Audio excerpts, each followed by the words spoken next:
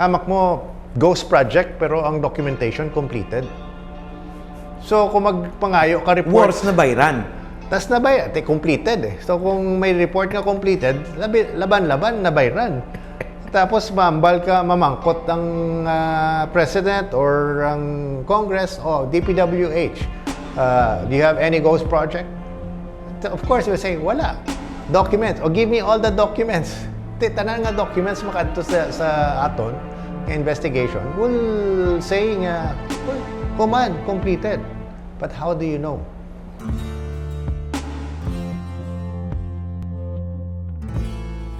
This episode is powered by DTX 500 and Clinica D3 Bio. Ang presidente could have access to all the bid documents because the DP is under him. Well, I think if you listen to the Blue Ribbon Committee hearing yesterday, siling ni Secretary Manny Bonoan, he is guided by report coming from their field office. Galing di siya sure kung ang field office report is accurate or not. So, amo to gagwa, no? Nga subong lang may nakita naman ko post the president himself went to a location supposedly nga may project of 55 million completed as of DPWH documentation, pero sangging kadtuan niya biskin isa kuno ka work done for that project, wala gid makita. So again, it's a ghost project. And it was only yesterday there is this agency of government, the National River Basin Authority, Yes, that has to approve, which is kind of interesting. So amo to gagwa tanan, no? I credit this discussion and this frenzy sa mga flood control projects with the SONA of the president. Kaya nagsugod sa iya pagwa siya sa SONA when he said mahiya naman kayo. Dito na nagsugod tanan-tanan, everybody is now focusing and unearthing mga details and information regarding sa mga flood control projects. And it's not yet Halloween, pero we are on a ghost hunt na. Possible ghost projects. Number 2, I don't know if it's possible. Daw gin-confirm na ni Secretary kagapon nga may ara And the President himself is also seeing firsthand nga may mga ghost projects. So, how can we now pass the 2026 budget nga may ara 200 plus billion naman or 300 billion of flood control projects nga hindi ta pa mabalaan kung where we went wrong? So, you think ang passage of the GAA for 2026 might be affected by the ongoing I think so. Even the President has mentioned, no? Nga kung butangan nila sa mga projects that are not aligned with the administration's objective, he might go for reenactment sa budget. So, to me, does it make sense nga butangan ta na sa bag-o nga mga projects? Why pa ta nakakabalo kung natabo ni mga ghost kag mga substandard projects? We have to find out. We have to rectify that first. Kinahanglan kay hunaan antes ka mabutang sang bag-o nga mga funds. Your administration here sa Bacolod as mayor was known for measures against corruption, and I would suppose nga I don't know, what do you bring to the house? Anong imo position about this? Well, same. Good governance is the same. So getting to the bottom of how corruption starts. What is the dynamics of which to allow corruption to flourish sa agency? Amo na ang ato nga pangitahon. I think as we unearth mga information regarding sa mga particularly flood control project lang, isa lang gani ang ginlantawan ta, no? And the reason why they're looking at flood control projects, kaya these are the projects nga ginatawag nga daw juicy projects. When you say juicy projects, dako ang margin for people to make money. Is it by looking into the flood control projects, is it looking into waters murkier than flood waters? At the rate it's going, but what is interesting kay ang general public, ang mga pumuluyo is already giving information. So because of that, we are seeing now the different problems and issues sa affecting ng mga flood control projects. And then of course, as always, a solution is dependent on how effective you identify the problem. Can we itemize a bit, Kong? Ano? Because first, ang based sa statements ng Presidente, possible favored contractors, that's one. Number two, contractors who are not really qualified and capable to carry out projects. Number three, ghost projects. Number four, may ara, pagid bago nga na-uncover kapon, like ang sa Cordillera, may ara proyekto, not flood-prone, pero may flood control project. So not only that, hasta ang design. It may have been nga daw proper tanan galing amo na ang design kag ang location sang project is questionable, no.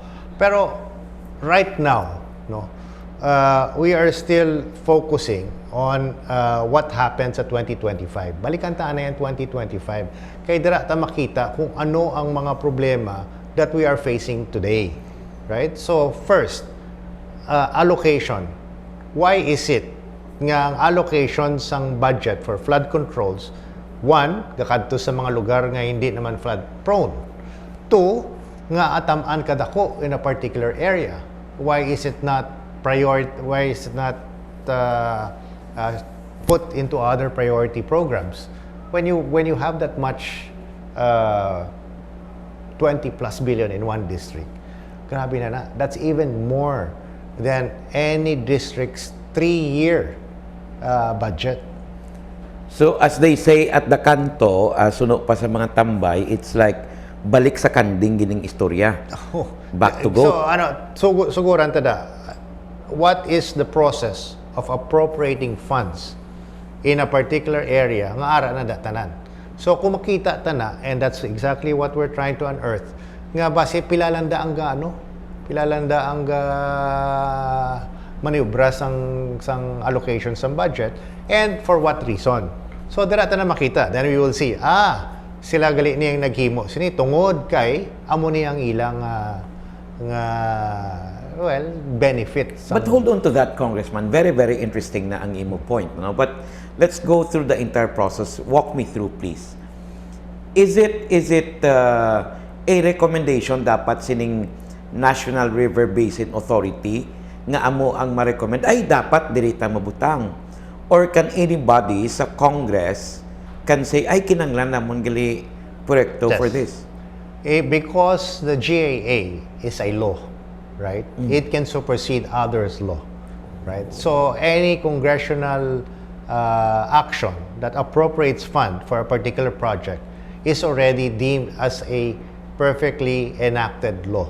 Even without any recommendation? Even without that recommendation. Kaya GAA is General Appropriation Act. So it is a law. Ang question subong is, let's say for this particular case, ining distrito nga ni, it started with 2 billion, it went up to 20 plus billion, right? So how did that happen? Where are the steps where they can now insert mga additional projects sa ining distrito nga ni? So, gagwa, there was about 13 billion insertion sa small committee. Amo tong question ni Kong Toby Chanco, anong small committee? Di na ang minutes nyo, di na ang inyong report para makitaan ta, di niging kwaan, di niging silo, kag sino ang proponent. Right? So about 13 billion, amo tong gagwa. And then another 5 billion sa BICAM naman. So that BICAM, as we understand it, is a membership of both the Senate and the House, no, to thresh out supposedly the difference between the House bill and the Senate bill. So dito nagdugang. So ang question sino nagdugang? Ang gina-question ta is from the 2 billion to 20 plus 13, so mahimo siya 15, and then another 5 sa BICAM mahimo siya 20. So, ining 13 billion nga insertion, sa House pala ni siya, wala pa ni siya sa BICAM, okay, sino nagimo? Sina? Right? Initially, who did that? Well, it's, of course, the Committee on Appropriation. Committee on Appropriations. And Yes. this is the small committee that you're mentioning, or is there any other group left? There is a very select few people who has the last touch on that before it's transmitted to the Senate. That's very, very interesting. When you say select group of people, I would assume these are congressmen. They're congressmen. So the head of the Committee on Appropriation is the chairman is the congressman. Yes. So colleagues ko na. So that's something that we are now asking for to furnish kung sino ang mga proponents, sino yung mga projects, nga gindugang. But can the Senate look into this? Because there's this so-called interparliamentary courtesy. The Senate can, no? Especially when they discuss it sa ilang BICAM. But daw ginapabayaan nila eh. Amo na yun siguro ang interparliamentary courtesy nila. O basta sa House, wala na. Ang sa Senate, babayaan da. Ang difference lang is supposed to be is going to be tackled sa BICAM. But going by what you said, the process, so it can be said nga ang original sin starts inside the House. Yes. Kay tanan nga appropriation bill shall emanate from the House. Exactly. So, ipasa na yun sa House up to third reading. That's one, ipadala sa Senate. Pardon me, Congressman. I know these are your colleagues, ano? Yeah. Pero ang Congressman gali, kung amo, makasiling, even without consulting any government agency, sige may baha to eh. So, kinanglan ko pundo nga mo ni. Yes. Amo na ang... That's how powerful you are. That is exactly what is happening. Now, question ko na when I was RDC chair. Okay, supposedly, tanan nga mga infrastructure project o tanan nga project nga pondohan sang national government may endorsement or na-clear sa Regional Development Council. And in fact, the President met with the chairmen of Regional Development Council para to understand. And ang gagwa to, majority, if not almost 50% of projects, wala nag-aagi sa RDC. Kinadiretso na lang. And this has been an accepted practice, let's say, over what? That's it. 10 years? Or let's say 2022? I do not know how long, but though amo na ang ginahimo. But I remember, we're going back to the time. Remember, after Cory, ang DPWH was in the spotlight eh. In fact, there was a time ang tawag sa DPWH, daming pera, wala human. Daming project, wala human. Now we're going back to that cycle again. Yes. So that's the reason why we have to understand where we went wrong. Balikan tagid ang past actions taken by government, or particularly from appropriation. No? So dire pa lang sa appropriation, how do we now justify nga ini mga projects nga ginbutang sa isa ka lugar nga flood control projects nga hindi naman flood prone nga ginbutang to. So that appropriation should be solved and find a solution on how to prevent that from future happening. Ang next naman, of course, is deserving ang mga contractors nga Correct. nagdaog. Correct. Diba? Are they qualified, etc. So, of course, they will look again at the documentation, they will look again at what is all available, and these are the challenges that we have to overcome. Now, I also understand that miskin wala ka nagdaog nga project, may ginansya ka. Miskin wala ka kadaog sa bidding, may ginansya ka man. Kaya ang ginatabo sa mga bidding process, daw moro-moro, gastoryanay na lang sila, that's on gina-share nila with others. Daw istoryanan lang. Pre, pwede ikaw lang to bid, masabkon na ko sa imo. Something like that. So those things like that. So those are the things that we have to address. And we cannot just sweep it under the rug nga daw wala may natabo. And then, of course, the third one is the execution and implementation of the project. So, antes na, may design pa gani. How sure are we that the design is correct? No? And then, after that, the execution and implementation. So, gin-admit na kagapon ni Secretary Bonoan nga he cannot authenticate, he cannot 100% say for sure nga ang mga documentation nga kaabot sa iya coming from their field office sa mga regional offices are accurate. Meaning, hamak mo ghost project pero ang documentation completed. So kung magpangayo ka report, Wars na bayran. tas na ba completed eh. So kung may report nga completed, laban-laban na bayran. Tapos mambal ka, mamangkot ang president or ang Congress o DPWH. Do you have any ghost project? Of course, you will say, wala. Documents. O give me all the documents.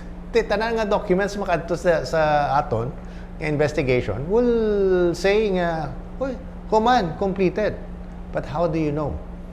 That's the reason the beauty man sang ginimo man ni President Marcos, ginabrihan niya ang communication and allowing the general public, the public themselves, to send data information regarding sa mga projects nga nabalaan nila nga may irregularity or anomaly. This episode is brought to you by Falcor Marketing Corporation, Grace Pharmacy, and Park Inn by Radisson Bacolod. But as of this time, all the president did was to open the can of worms. He has opened the can of worms, It's right? So ang question lang di subong is how far it will go. But the first agency looking for the actual worms is Congress as of now. Well, nagsugod naman ang Senate kagapon. Senate, I mean, yeah. I think Congress started a bit, no? But I think they are looking at a TRICOM, good governance, public accounts. Kaya I'm not sure kung anong third nga committee nga i-pull together nila to do the investigation. But daw kalaway, di ba? We are a suspect. Dason kami ma-investigate sang kaso. Though Yes. it doesn't make sense, no? So the president opened a can of worms, and Congress is now looking who are the worms behind this. Yes. But what if the worms are inside Congress? Exactly. That's the reason why we as an independent bloc, no, are asking for information that can lead towards finding out sino ni mga worms. Sino niya nag-corner sa mga amuningan lagkong mga project. But how do you do that? I mean, at least with some semblance of credibility. Well,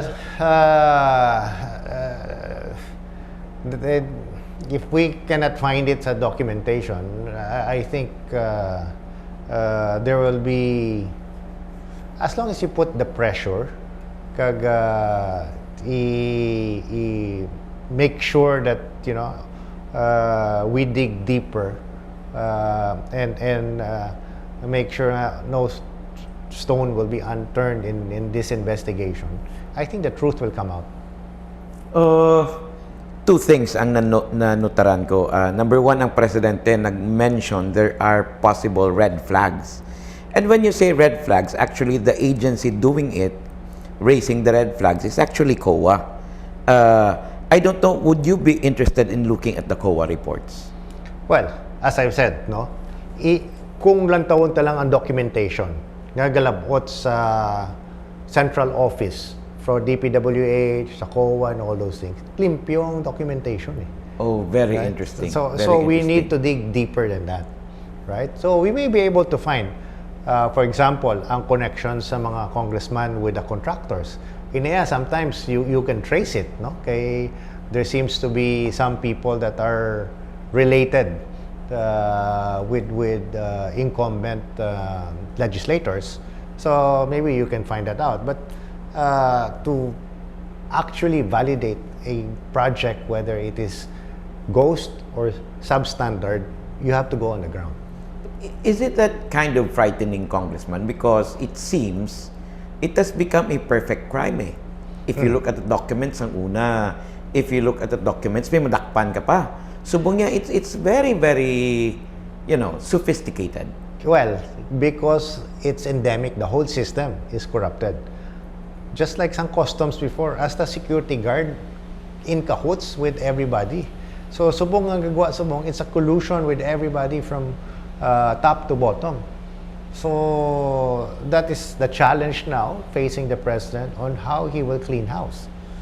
No? So we're now finding ways on how we can ensure na this will be mitigated. No? So some people are saying moderate the greed to ensure nga at least no kay gagwa subong before we expect about 70% of the funds will go to the project itself. Subong gagwa daw 30% na lang ang nabilin for the project itself. Anong matabo na kung 30% na lang bilhin Exactly. That's why substandard or ghost ang gagawa sila. So, these are the things. Na, we need to investigate further and find ways on how to eliminate or mitigate ang mga corrupt practices that's being done. But this is going to be an interesting ride. Very interesting. So, And then we have 2028 looming in the horizon. yes, as you can see, no. But this is the first time that it's being addressed, no. We cannot just let it be. So it's being addressed. We will find ways on how to mitigate or eliminate niya.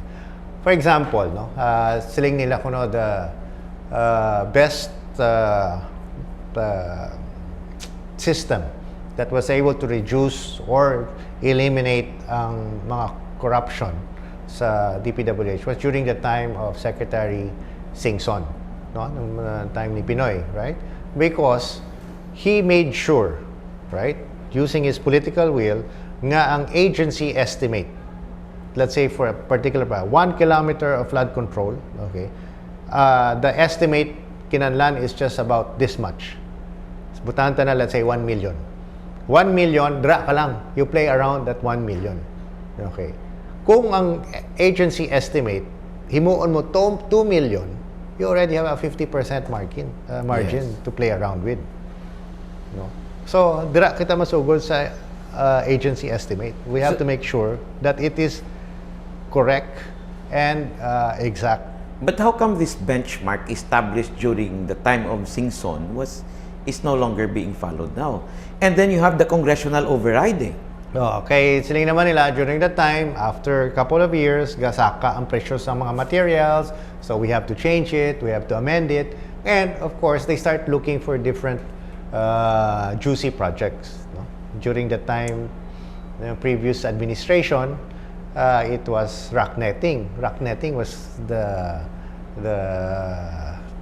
amo na ang pinakadamo nga juicy projects nga gin-implement. Subong naman, flood control. Base next administration, we do not know what it will be. But it just takes a different form. But it's still there. But you know what I find sad about this Kong is that it seems ga-evolve ang Pilipinas, which is a young democracy, sang anti-corruption measures. But at the same time, ang corruption is also evolving. Yes. So, for example, ang proposal ni Senator Cheese, no, to pass a law, to legislate nga there should be no affinity between existing legislators or public officials with contractors. That's a good step. No? So, you cut off the link between contractors and in this case, mga congressmen or senators. But I don't know if it's going to be 100% effective because it's not necessarily blood relations. Eh. It could be social connections, you know, friendship. Correct. So, miskin mabutang ka lang, miskin sino da, can also perform exactly what I mean, you know, and then this system of the GenCon subcontracting the contract. What do you think? Should subcontracting be declared illegal? Each construction company may limit man na siya, right? So if you can handle 10 projects, maglabot ka 10 projects, that's it, right? So it cannot go beyond that. So but the subcontracting is maybe there are more expertise or equipment in a particular area that the general contractor can utilize. I think it should be allowed, but supervised. Supervise. It cannot be nga blind ang national government kung sino ang gin-subcontract nila. So it has to be declared. Has to be declared. That is one concrete measure. Yes. In other words, if it's a joint venture, if you're going to utilize that, Correct. you declare it, right? So that at least we can see who is doing the job. And one of the names that cropped up actually is Legacy Yes. Construction Corporation nga na-engage sa City Hall during your administration. Yes. What can you say about this? So, sa nabatian ko ganini Legacy Construction Company, and I asked around kung sino ni siya nga daw number 1 gini siya sa listahan sang gin-announce ng President. And only to find out, ang roots niya gali came from Victorias. Yes, Sa Dabilidos. So, sa aton. So, and the father used to work with VMC. Yes. And then I think they migrated right to Manila and grew from there. No? But I have not personally met them. No? I did not know Legacy had its roots from Victorias only when it was announced by the president. And yes, they have contracts in Negros. They have contracts in Bacolod. During my time, duwa ka contracts ang iya nakuha. One is the Bacolod General Hospital and ang Legislative Building. But both of these contracts are a joint venture. In other words, kung nag-subcon man siya, it is in partnership with a local contractor, no? Nga transparent sa amon. Okay? So we can see kung sino gin subcon niya o kung sino gin partner niya. So at least transparent ang mga gahimo sila. Pero Now, siya ginman ang GenCon of the two projects. Sila ang GenCon together with, actually it's not just sila because documentation sa nakita ko is a joint venture with Legacy and the local constructions of MKU. MKU. Just. Okay. So, okay. So it's a regular contract. That's regular contract. It went above board. Ginpamangkot ko gani ang mga iban nga because Legacy was mentioned because they're nationwide. So siling ko, was it only for DPWH or there's others? May araman siya. Pasig, Mayor Vico also has Legacy construction as part of their local projects na ginawardan.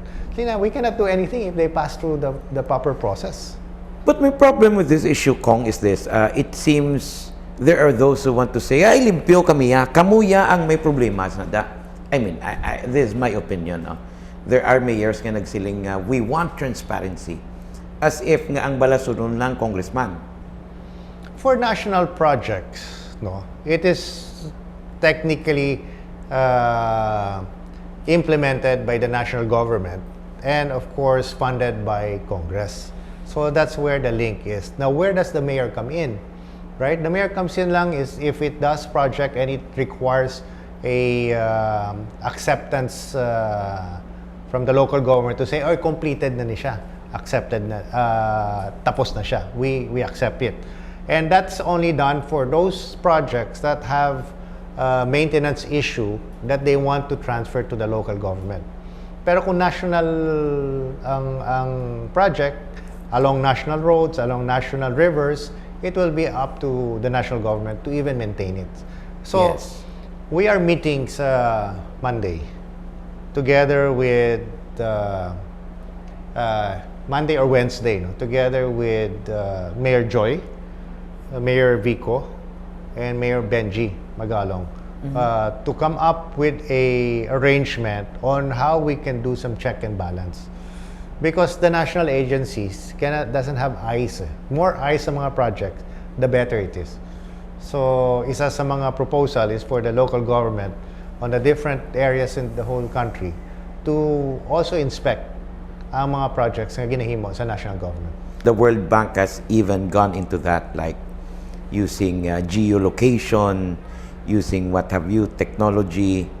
But it seems to persist. But how do you solve a problem that is systemic? Well, that's the question. That's the question now that we need to trash out, because there are proposals, as you've said. One is legislation to disqualify mga related contractors with existing legislators. Another way is to make it harder for them to pad, no, ang project. But as you've said, in legislation, they will just go with non-relative and still do the same thing. We make it harder for them to overprice the project, but ang matabo sila, base substandard naman ng himuon. So all of these issues has to be discussed thoroughly para we can find a solution in ending the systemic corruptions happening. And you know, we're just looking at DPWH. We don't know other agencies if it has something similar. Exactly. And how do you actually legislate decency? We cannot do that actually, di ba? Wala gina. Decency. This episode is powered by DTX 500 and Clinica D3 Bio.